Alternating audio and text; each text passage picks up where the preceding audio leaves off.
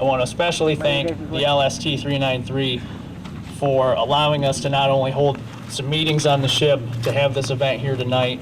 It's a group that is made of entirely volunteer-based folks. The entire restoration process is based solely on donations and admission to the tours. They've been fantastic to us, so I want to express great gratitude to them.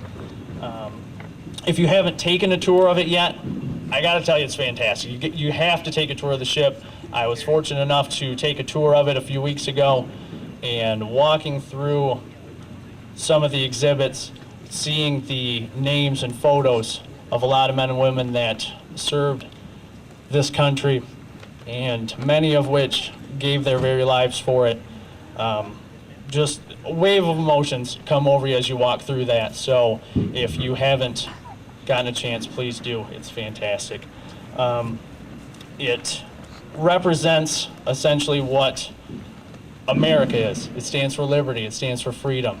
You think about what this country stands for. On this day, September 17th, 1787, a group of individuals came together for the purpose of a meeting. This meeting had one objective, one reason to come together for this meeting, and that was to sign the Constitution of the United States of America. So there's a few questions that you might ask. You might say, Leroy, that's fantastic and that's a great, this moment, this day in history kind of thing. Why do I care what you just said? And knowing that information, what do you really expect me to do about it? What can I do with that information? Because I know that we learned about it in school, right? Like, it was a big deal in the Constitution, the founding documents, and it's something that's supposed to be important, but how is it relevant today? Why do we need to preserve these documents? Why are they so sacred to all of us as Americans? You know, you go to work, you have a wife or a husband, and you've got children, a house and a mortgage, and out of all of these things, does that really have anything to do with your normal day-to-day life? And as far as my story goes, if you would have asked me that question, why is this important? If you'd asked me a year and a half ago, I would have looked at you probably a little puzzled and said, I don't really know because I don't really pay attention, right? So I wouldn't have had enough information. I wasn't armed with information to know what was going on in our country.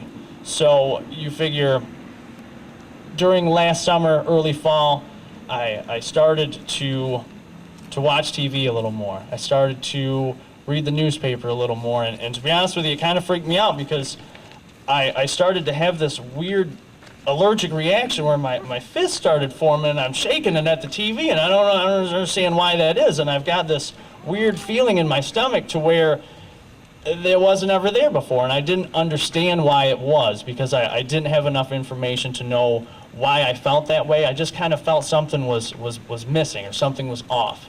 And I know I needed to know more, and it was my job to know more as an American.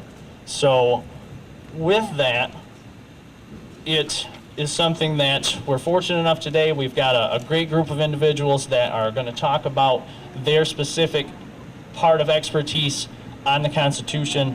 Why is it important? The essential purpose of us here at the Muskegon Patriots. I reminded of a man by the name of Pastor Stephen Broden, who I saw an interview that he was given, and he said that what we are all about can be summed up in information, education, and activation. And we're going to talk a little bit about each of those tonight with our speakers. I would like to welcome our first speaker, who we are so appreciative that she took the time to be with us today. Vast knowledge of the history of the Constitution. She has done so many different things, along with volunteering at the American Opinion Bookstore in Grand Rapids. She's spent time holding classes and teaching on the Constitution. She was actually at Western just yesterday teaching classes, informing people. As far as being a librarian, an editor, proofreader, teacher, and almost every subject you could possibly think of, girls' gym, world history, everything imaginable under the sun, she has done. And I would like to welcome her at this time, Miss Ruth Harper. Give her a round of applause, please.